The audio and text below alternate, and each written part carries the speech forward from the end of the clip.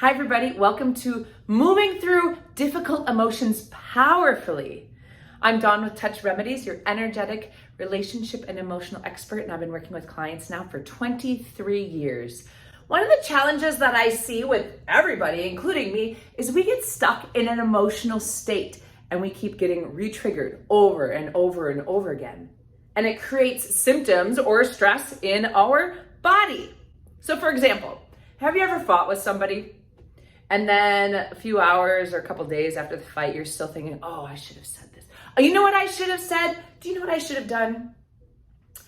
Oh, yeah. And then you start feeling that anger or that frustration. Maybe it's still at them. Maybe it's with yourself for not having responded the way that you wanted to.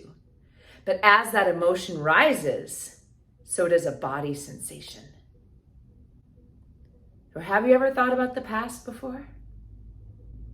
That's why it's so important to understand how to move through these emotions, right? We want to feel emotions. We want to feel anger because we know when our boundaries are being pushed. We want to feel sadness. It's appropriate to grieve when someone dies or there's a loss or there's something that happens to us. It's important to feel fear, anger, all of these things, laughter, joy. But if we get stuck in them, we need to move them and release them. So imagine now, instead of being stuck in that anger of that past fight, that anger at that past relationship, I should have done this, that self-hatred or being down on yourself, or I'm not good enough because I didn't respond XYZ way. I should have been better. I should have done it better. I should have all of those things that we tell ourselves, those beliefs that we store really deep underneath, that inform how we interact with the world. When we're stuck in those beliefs and we get stuck in those emotions, we actually can create some dis-ease, some tension, some strain in our body. So you hear about people that go to the doctor and there's nothing wrong with you. I'm not saying it has to be emotional, but often there's some kind of emotional component. If you're doing a bunch of work and nothing's changing, there's an emotional component. So really feel, where is that in your body?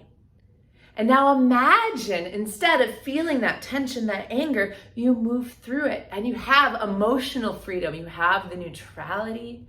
You can look at it without getting triggered. You can start exploring what are other ways that I want to deal with this the next time, but feel confident that you can do that or that you're working towards something. Have some self-forgiveness. Wouldn't that be amazing?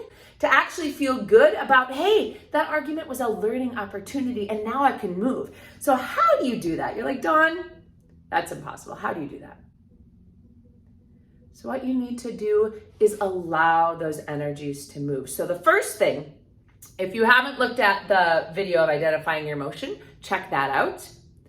But one of the things that we want to do is really focus in on, where is it in my body? What does it feel like? So maybe you have a tension in your chest, a clenching in your throat. Maybe you have a tingling in your pinky finger. Maybe you're kind of out of your body. You're like, I don't even feel my body. I don't even know what's happening. It's way out here. I can't be present. And now allow that stuckness to come back in your body. Allow anything that's stuck to move. So if you want to do it actively, some people do breath work. They breathe into that feeling. They breathe into that tension gently, softly. We're not forcing it out, right? We're not we're not fighting fire with fire. We're not doing that to our emotions. Get out emotion, screw you. You don't belong here. That's not how this works, right? What we're trying to do is say okay, anger, I see you. I see that I'm holding tension in my chest because I'm still upset because of the argument I had with my sister 2 weeks ago. And I still feel that upset.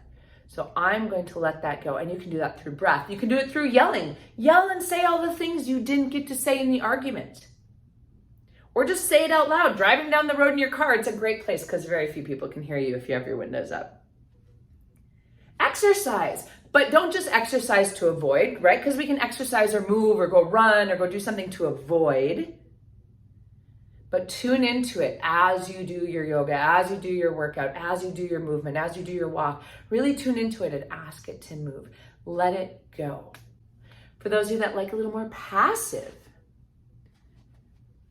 One thing that I learned was to do a body scan. So feel where it is in your body. And just imagine like almost a line of energy coming down, and you feel like, where is it in my body? And when you find it, maybe you can just jump right to it. Just be present with it. Just acknowledge that it's there and feel it. When you feel it and you acknowledge like, hey, it's okay, you're not trying to force it to move, often things will start changing, right? Because the nervous system has a chance to process that which is unprocessed. And isn't that what we're looking for, right? So you can surrender, you can move into acceptance of yourself and of others and allow those emotions to move. So once you learn how to do that, you can find peace, calm, clarity. So just to summarize, some of the tools that you can use to move emotions is have awareness, identify the emotion. What is it? Where is it? And then do something active, do some tapping, do some meditation, do some acknowledgement, do some soft, gentle stretching, some yoga, whatever it is that helps you move that emotion. So if this was helpful for you, or if you'd like to hear more, please subscribe, hit that bell. I'm Dawn with Touch Remedies, your energetic relationship and emotional expert. Thank you for joining me.